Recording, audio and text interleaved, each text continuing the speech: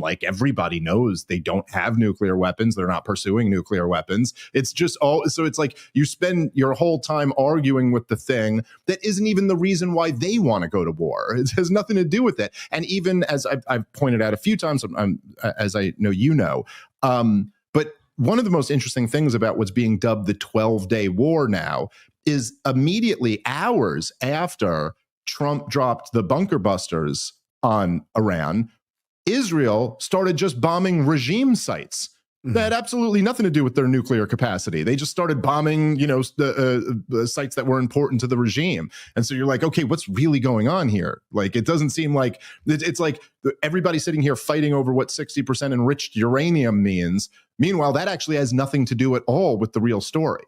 Yeah. Well, okay. So, and now the irony of the 1980s policy where Israel bombed Iraq's nuclear reactor at Osirak in 1981, which Ronald Reagan denounced, that actually drove Saddam Hussein's nuclear program underground. And when those focus group pollsters were figuring out this propaganda, they didn't know that they weren't lying.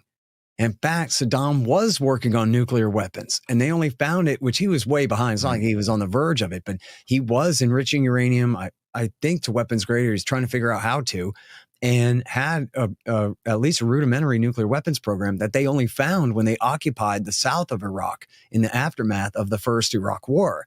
And then, so that there's lessons from that. Right. Geez, this is what happens when you bomb a safeguarded program sometimes, right? But then also, this became part of Dick Cheney's narrative that, well, if the CIA says there's not a nuclear program there, the CIA said that before and they were wrong. So we don't have to listen to them when they say that now.